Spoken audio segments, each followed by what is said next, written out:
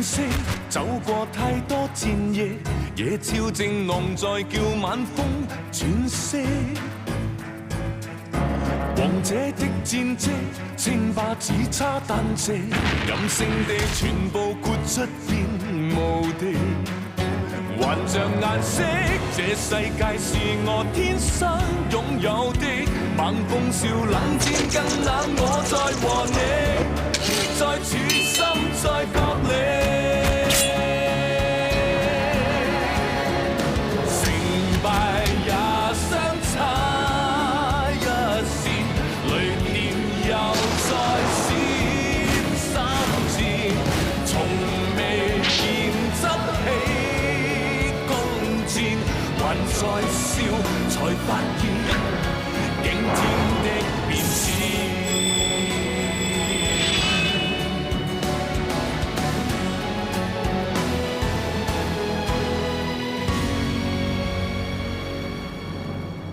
倘若我没猜错，应该是王爷命哈善找惠妃做替死鬼。王爷这么做，是为了要帮一个人掩饰。你是怕我把你和皇贵妃的事说出去？你没事吧？五福晋请留步。亏朕一直很信任他，你替朕调查纳兰性德。皇上怀疑纳兰侍卫，但是纳兰侍卫一直对皇上忠心耿耿。朕也很想相信他，但是这次朕没办法不怀疑。朕接到密报，纳兰明珠和一众八旗的王公子弟知道运河的终点在丰台镇，他们预先囤积土地，一心谋取暴利。可惜朕更改计划，他们立刻指责朕偏袒汉人，欺压满人，实质为一己之力结党营私。皇上英明，但是就算纳兰明珠大人结党营私，也不代表和纳兰侍卫有关。他们是亲父子，关系千丝万缕。容若过去处事确实是大公无私，关于纳兰明珠的事一向有向朕汇报，但是这次他居然只字不提，明显有事隐瞒朕。牛道宝在，你要替朕查个水落石出。这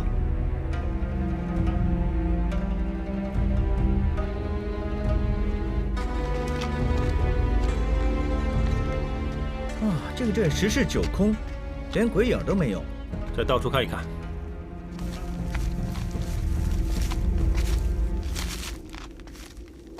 这位大叔，请问你，丰台镇为什么变得如此荒芜，连个人都没有？你们外地来的，这就难怪你们不知道了。这里发生什么事了？丰台镇本来住了几百户人家，虽然生活不算十分富裕，但是总算人丁兴旺。谁知道1年前，这里的刘知县串通一帮富商，以贱价卖光镇里的土地，还逼镇民搬走。谁不肯搬呢，就抓到衙门去，打到他们搬为止。所以镇里的人全都搬走了，现在这个镇呢就变成废墟了。当初逼我们卖地，又赶我们走，到头来又放空整个镇，不知道关老爷在搞什么。很明显，那个刘知县预早知道这里附近会兴建运河，然后连同富商以贱价买下这里附近的土地，以为他日可以发大财。可是运河改道，丰台镇就此变得一文不值。但是小小一个知县，怎么会1年前就知道附近要建运河呢？那刘知县可以是一颗棋子。要是照刚才刘知县所说，丰台镇卖地的事，背后那个很可能就是纳兰明珠和王公大臣。刚才要不是你说自己是钦差，对他威逼利诱，狗官也不会说实话。但是此事不能尽信。刘知县说跟他接头的是纳兰府地的人，但是纳兰明珠一直没现过身，没真凭实据，很难指证他就是幕后指使人。都精神点儿！你们到底睡醒了没有？你们统统给我整整齐齐，再多操练10个圈。是。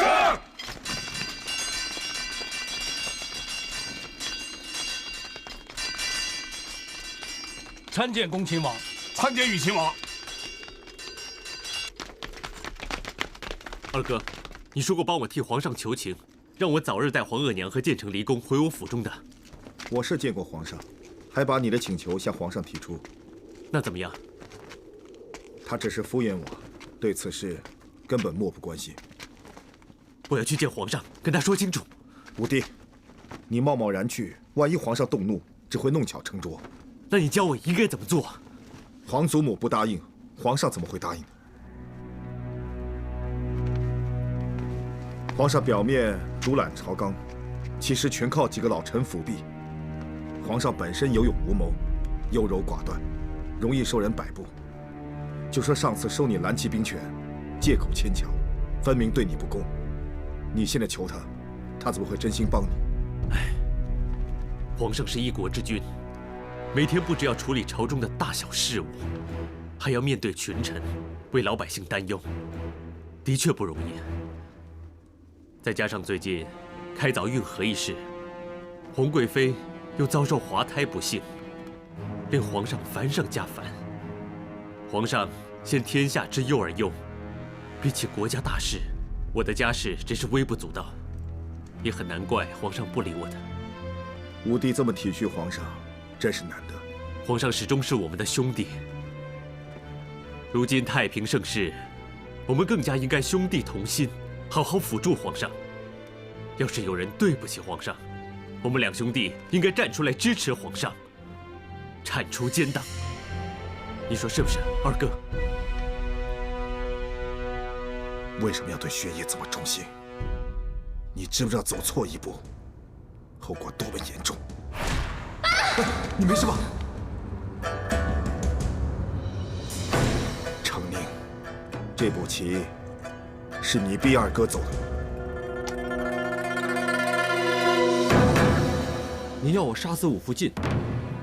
你杀人又不是第一次，有何难处？先前要我杀死惠妃，在布局说她畏罪自杀，如今又要我杀死武福晋，属下很想知道当中的原因。你按照本王的吩咐去做就行了，不需要问。属下一直在想，我为王爷立下不少汗马功劳，相反，聂斗宝更加受到王爷重用，如今更加成为皇上身边的红人。你觉得不甘心？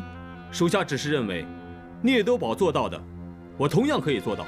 本王从来没有质疑过你的能力。既然是这样的话，为什么王爷只吩咐我做一些栽赃嫁祸、杀人灭口的事？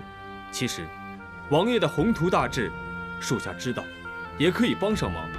以属下的才干，应该不光是只能做王爷身边的一颗棋。本王知道你是人才，视你为心腹，把一切重任交托给你。至于聂多宝，虽然有才干，不过不懂变通。本王的大计，他一点都不知道，而你，绝非池中之物。我答应你，事成之后，一定对你委以重任，封侯拜相，位极人臣。有本王一天，绝不会亏待你。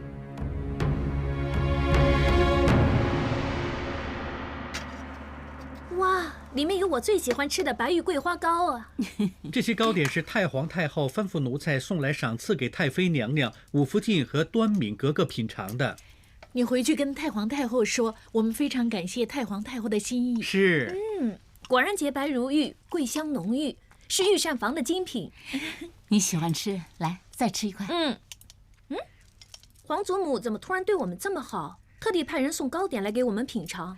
可能是皇祖母知道你最近没胃口，所以呢，特地叫御膳房做一些糕点给你吃。你怎么饿成这样？建成很久没吃桂花糕，忍不住嘴馋嘛。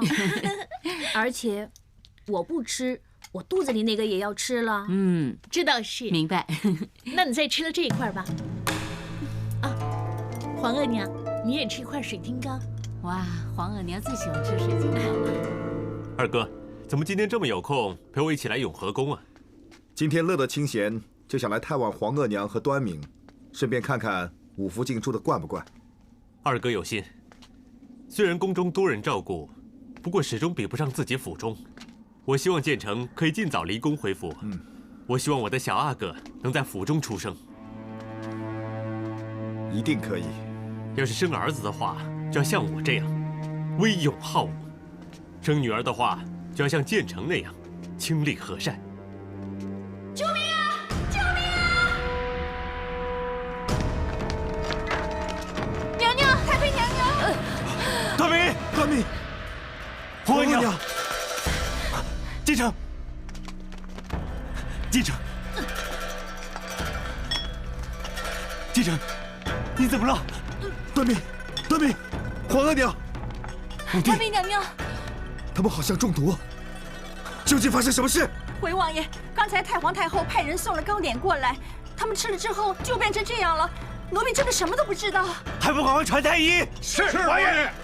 娘娘，端明，端明，端明，太妃娘娘，皇额娘，皇额娘，你怎么样？皇额娘，武帝，他们醒来了。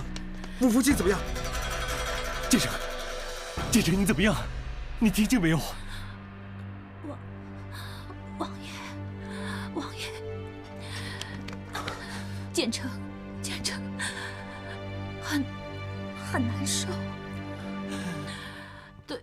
对不起，其实我很想为王爷生一个白白胖胖的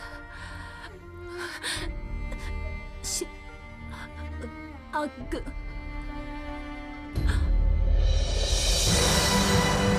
建成，你别死啊！建成，建成，建成，建成！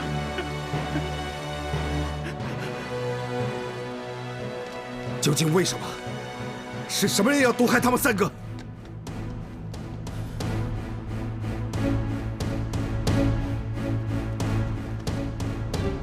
一定是皇祖母，他想毒死皇额娘，结果毒死了建成。武帝，无凭无据，不可以乱说。我不管，今天有他没我。武帝，冷静点，跟我回去。武帝，冷静点，别管我！你这么冲动只会坏事。难道我眼睁睁看着建成死都不管吗？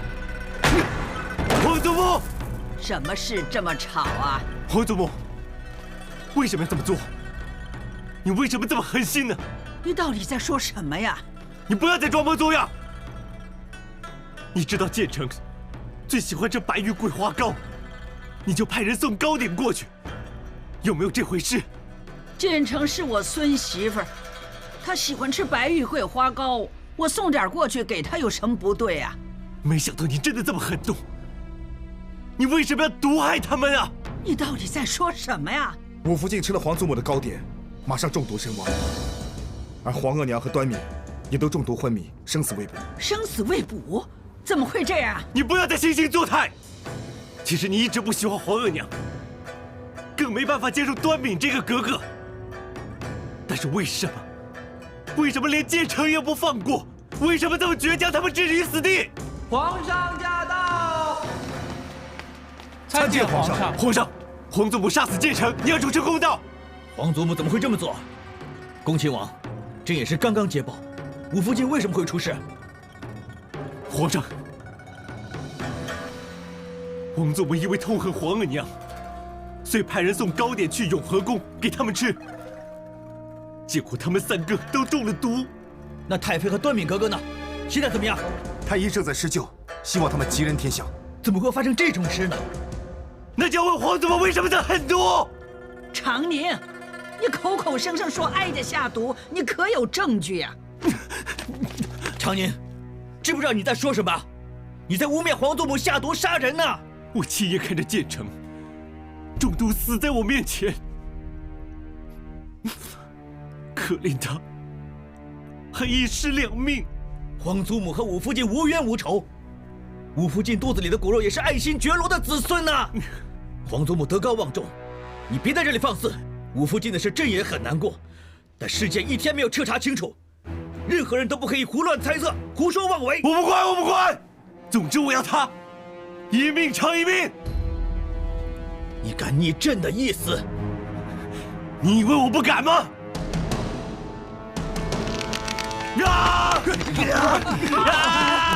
放开我！还不来剑城还给我！娘，把剑城还给我！你没事吧？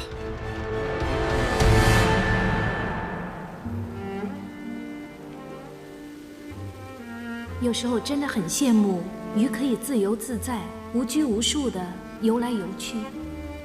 你也可以啊。真的。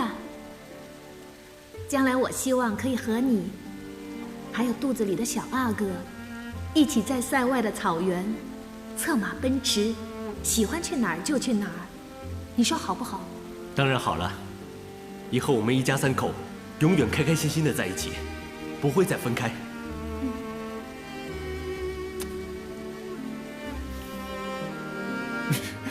建成，建成，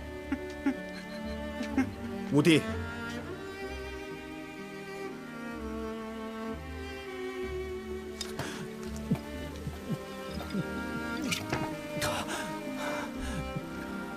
我知道你很伤心，你放心，皇上不理你，二哥不会置之不理，我一定帮你报仇。二哥，谢谢你。当年我也曾经被皇祖母迫害，曾经向皇上喊冤，他对我也视若无睹。知不知道为什么？因为没皇祖母，就没有今天的皇上。皇上又如何？建成明明是被皇祖母害死的，但是皇上因为忌讳皇祖母，弄得颠倒是非、黑白不分，他根本就不配做这个皇上。其实说到底，造成今天这个局面，都是因为我，要怪就怪我。二哥，你说什么？因为皇额娘知道一个秘密，才被皇祖母囚禁多年。是皇额娘亲口跟我说的。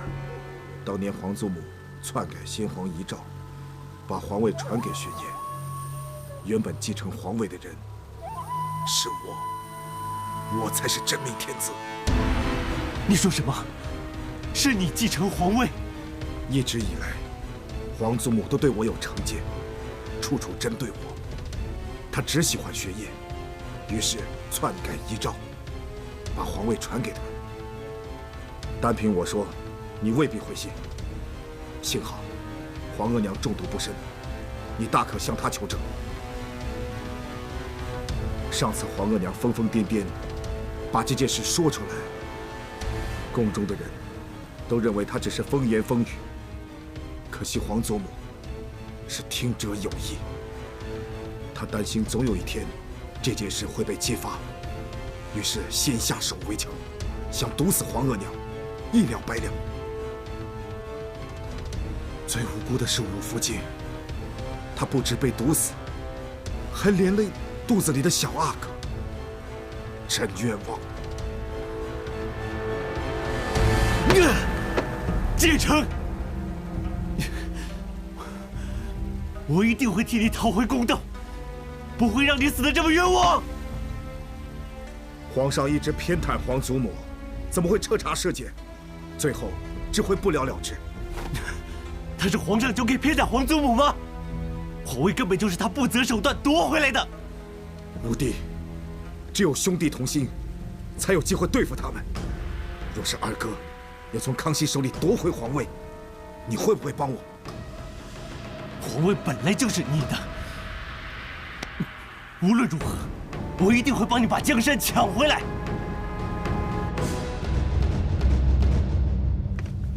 这些极品鹿茸是皇上赐给本宫，本来拿来安胎之用，不过现在已经没用了，所以特地带来给你和太妃娘娘拿来补身子。端敏，你怎么了？你是不是哪里不舒服啊？我想起武福晋生前说他生完之后要多吃一些鹿茸补身，但是现在已经没机会了。武福晋人那么好，又没有跟人结怨，为什么有人会伤害他？玉亲王到，奴婢参见玉亲王。福全叩见皇贵妃娘娘。免礼。谢娘娘。二哥突然来，不知所谓何事。本王一心要探望皇额娘和端敏，没想到会见到皇贵妃娘娘。端敏格格，端敏格格，奴婢参见玉亲王、皇贵妃娘娘。什么事啊？太妃娘娘刚刚在寝室里醒了，就大吵大闹，说要见端敏格格。本王去看看。王爷，寝室始终是太妃娘娘休息的地方，王爷贸贸然进去不太方便。四巧，你陪端敏格格去，看有什么需要帮忙的。是娘娘。端敏告退。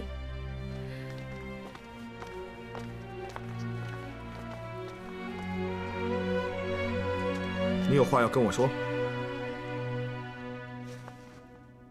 我只想问你一句，是不是你害死建成？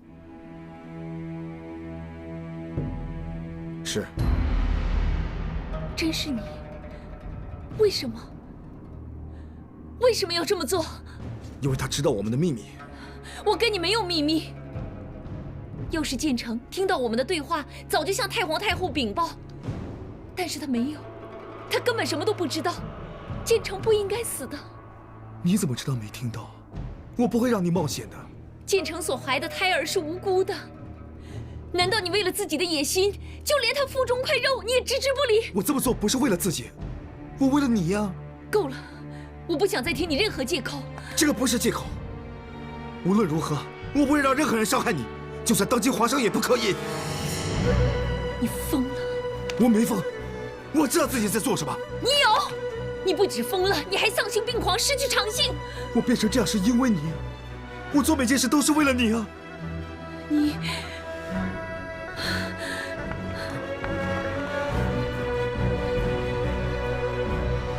近日宫中发生了很多事，别说是你，就连朕也很想一个人静一静。武福晋的事，朕很难过。进宫森严，居然会发生这种事。开凿运河一事又引起满汉纷争，朕有点心力交瘁。幸好有玉亲王在朕身边支持，朕不至于孤军作战。爱妃，今天怎么神不守舍？我没事。别再为滑胎的事耿耿于怀，你还年轻，日后必定可以再怀龙种。无论如何，你都是朕的皇后。皇上，什么事？臣妾不敢说。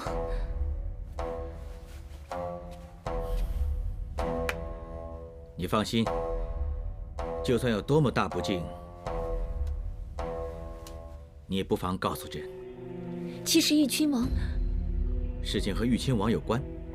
臣妾做了一个噩梦，梦见玉亲王想对皇上不利，还想谋朝篡位，皇上千万要小心。爱妃啊，你也说是一个梦，何必这么认真呢？但是梦境很真实，臣妾真的很担心，我怕皇上会出事啊。朕向你保证，绝对不会出事，不必担心，啊？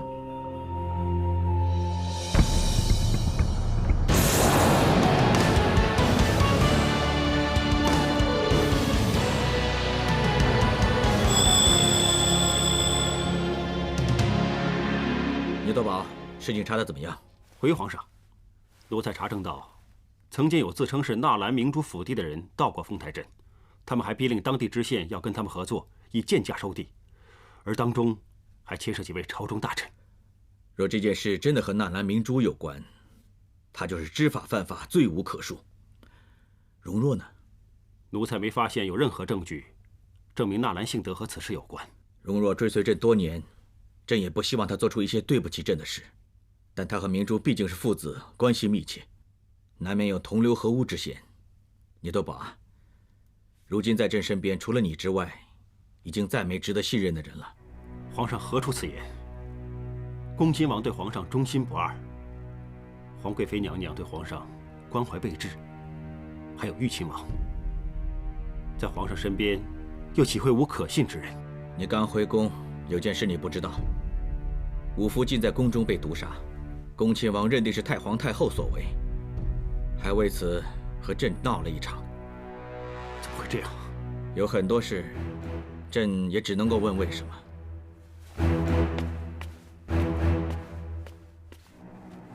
聂多宝，朕怀疑皇贵妃有不可告人的秘密，对朕有所隐瞒。朕要你调查皇贵妃和玉亲王之间的关系，不论她见过什么人，做过什么事，说过什么话，事无大小都要向朕汇报。皇上，奴才始终是由玉亲王一手提携。如今皇上要奴才去调查玉亲王，似乎不太适合。听你这么说，朕就安心了。这证明你对朕够坦白，你不会对朕隐瞒任何事。朕更放心将此事交给你去办。如今在朕身边，只有你最值得朕信任。你不会辜负朕吧？请皇上放心，奴才一定会尽心尽力为皇上办事。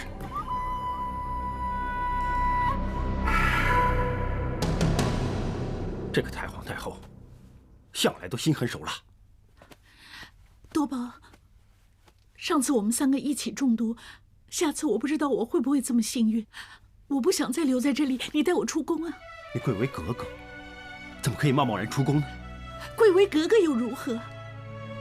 对我来说，这里根本就是一个监牢。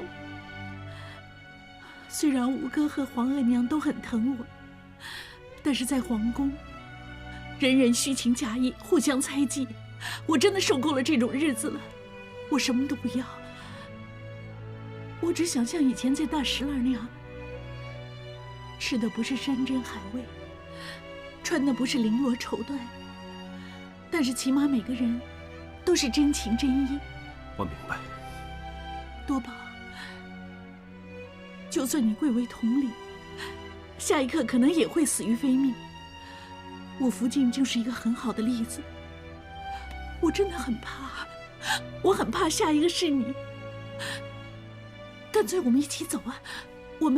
我们去一个没人认识我们的地方，过安安稳稳的日子，好不好啊？我也很想跟你一起离开，但是我还有件事要办。我答应你，等我办完这件事之后，我一定带你走。如今当务之急是要查清楚武福晋被害的真相。之前有没有什么不寻常的事发生过？有，武福晋曾经气冲冲地跑来跟我说，他说看见二哥扶着皇贵妃，连你也怀疑皇贵妃和二哥有私情啊？我不敢肯定，再给我几天时间。总之，我答应你，一定会带你走。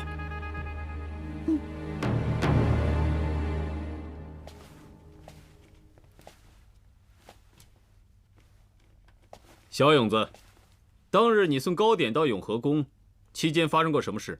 当日奴才在御膳房取了糕点之后，就直接送去永和宫，途中并没特别事发生。如果真是如你所说，当中没发生过特别事的话，那我看你也难逃一死。大人，你何出此言？当日奴才运送途中，并无纰漏，真的不关奴才的事啊。从御膳房开始，一直送糕点到永和宫，只有你一个人可以接触到糕点。冤枉啊，大人，冤枉！真的不关奴才的事啊！你想清楚，杀死福晋是诛九族的大罪，你担当得起吗？那真的不关奴才的事，奴才冤枉，奴才真的冤枉啊！哎，你口口声声说自己冤枉，那你为何不从实招来？奴才说，当日奴才奉太皇太后之命送糕点到永和宫，突然看见御花园有个鼻烟壶，于是奴才就放下糕点，捡起鼻烟壶。就在这时候，奴才看见太师大人经过，好像在找东西。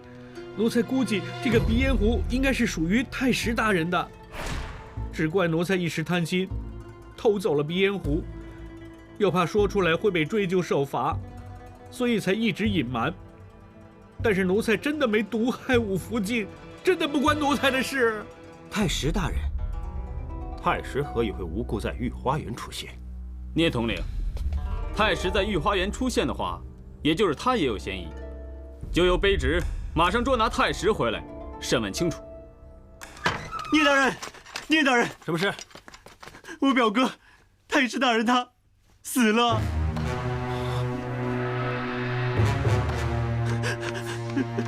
表哥，表哥，属下参见聂统领。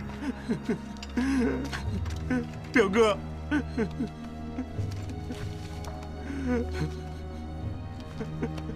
太师大人是胸口中刀而死。表哥，胸口中刀。太师的武功那么好，一刀致命，可能是熟人所为。带太师大人的尸首回侍卫营，之后再详细检查。属下遵命。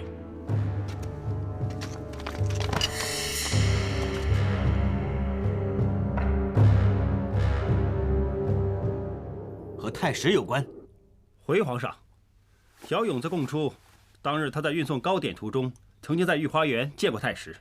奴才立刻翻查当日的值班表，发现当日值班的本来应该是沙宣和建制，但是太史临时改动值班表，把两人调走。我们也在太史的休息间柜子里发现大量的银两，按照推测，应该是太史的精心安排。他首先调走值班的侍卫，然后在御花园用鼻烟壶引小勇子放下糕点，趁机在糕点里下毒，结果毒死武福晋。那太史为何会死在御花园？回皇上，太史应该是被熟人杀人灭口，也就是说，太史背后是有人指使的。是什么人？这还要问吗？太史是步骑的人，步骑效命于皇祖母，指使的人已经呼之欲出，是太皇太后，是他害死建成的。武帝，冷静点，不要乱说话。启禀皇上，太史向来尽忠职守，对皇上忠心耿耿，绝不会做出如此大逆不道的事情。就算太史真是凶手，无凭无据，你也不能贸然扯到下官身上，更不允许大不敬污蔑太皇太后的名声。不齐，你还借此狡辩！武帝，没有真凭实据之前，未必和皇祖母有关。我不管！皇上，你要大公无私，为常人主持公道啊！武帝呀，你稍安勿躁。聂道宝，朕想听听你的意见。回皇上，虽然表面证据的确和太史有关，但此事疑点重重，理应再做详细调查，再下判断。朕同意。武帝呀，朕答应你，一定会彻查此事，还你一个交代。彻查？还有什么好查？凶手根本就是皇祖母，他早就针对我们一家，先是皇额娘，接着是端敏，现在到建成。武帝，你到底有没有真凭实据？没有就不要妄下断语。还有，朕不准你再口出狂言，诋毁太皇太后。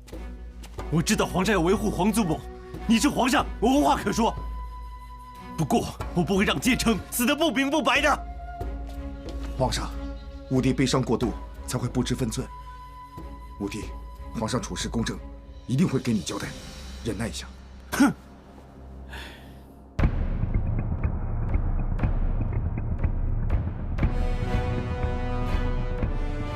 建成被害一事，居然会牵扯到皇祖母，简直匪夷所思。宫中的事，真是越来越光怪陆离，什么事都可以发生。难道真是如常宁所言，是皇祖母要对付他们一家人？皇祖母杀死建成？皇上，事情还未经查证，也许根本就和太皇太后无关。皇上实在无需忧心如此。朕怎能不忧心呢？堂堂武福晋，居然在禁宫之内被毒杀。算来算去，能够自由进出禁宫策划这件事的人，也可能是朕的亲人。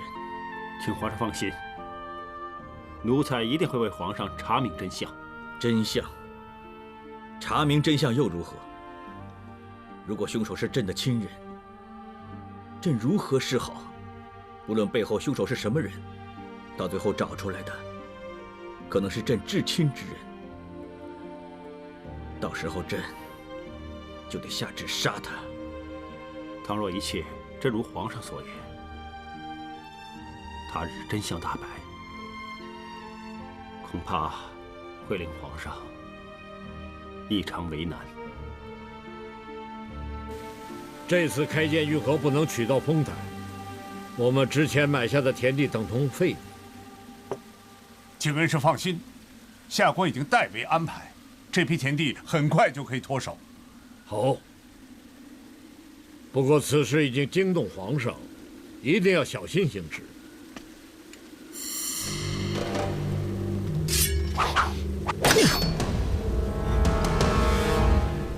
你们暂且退下。是。没规矩，到底什么事？规矩，不守规矩的人不是我。地契上面，童世奇、严国泰根本全部都是你的化名，是你和你的得意门生暗中收购丰台镇的地，一心囤积积蓄。爹只是早朝千机买了几块地，又没贪赃枉法何罪之有？你罪在为一己私利，挑起马汉之争，损害皇上声誉。爹，你还是向皇上请罪吧。一派胡言！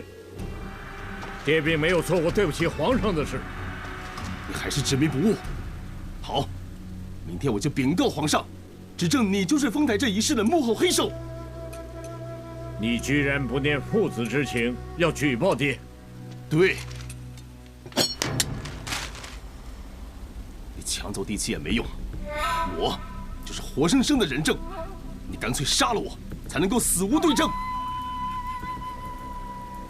为什么一定要跟爹作对？我们是父子。你身为当朝一品大员，居然知法犯法，对皇上不忠，国法难容啊！你一定要指证爹，你再不是我纳兰明珠的儿子。你动手吧，只要我还有一口气，也一定会把这件事公诸于世。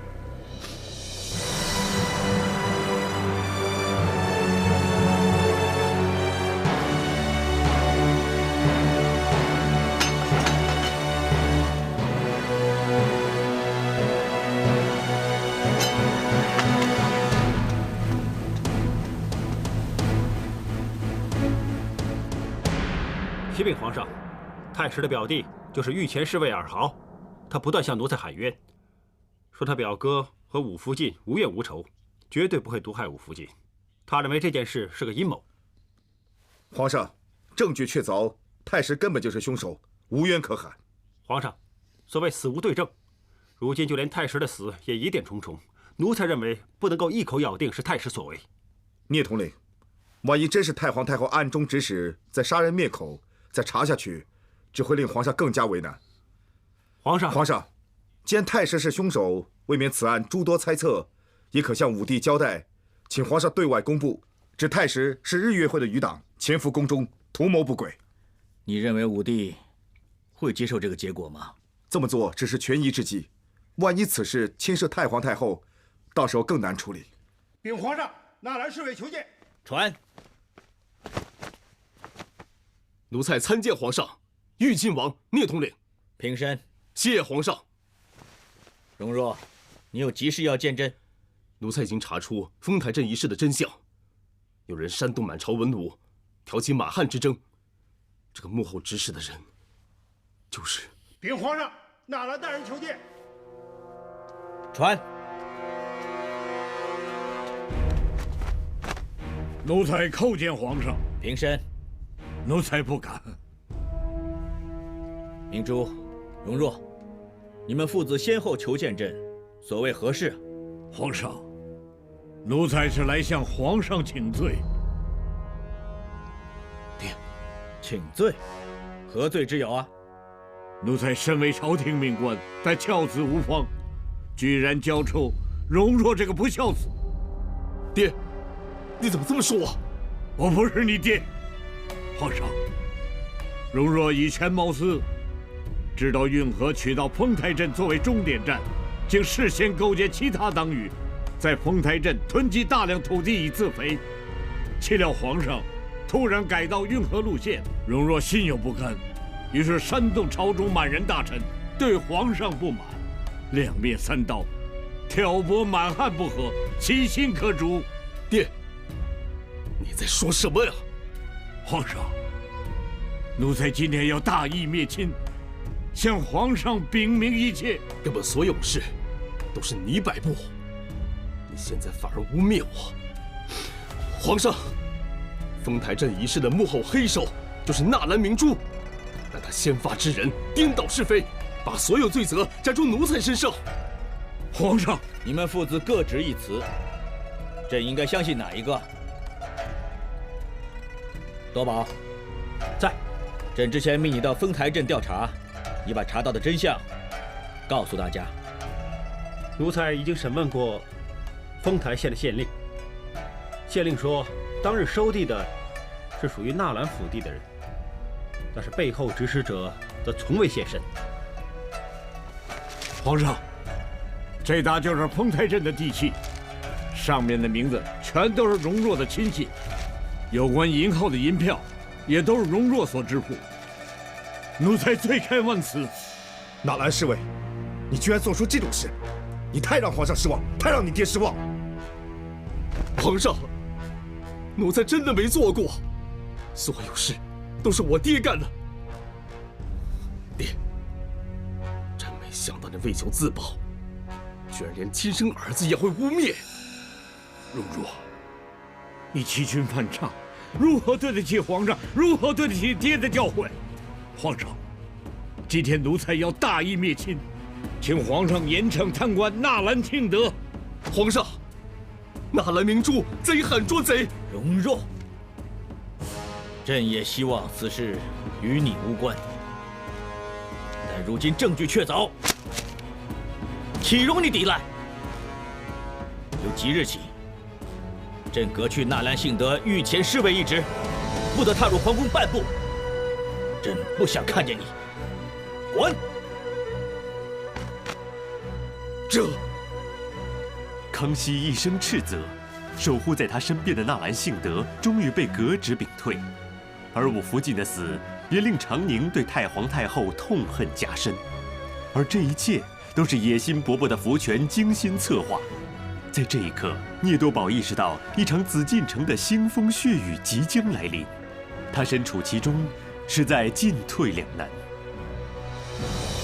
雲起天變色，走過太多戰役，夜潮正昂在叫晚風轉色。王者的戰績，稱霸只差單隻，任性地全部豁出變無敵。還像顏色，這世界是我天生擁有的。猛風笑冷戰更冷，我在和你。在處心在角力，成敗也相差一線，雷電又再閃三箭，從未見執起弓箭，還在笑，才發現驚天的變遷。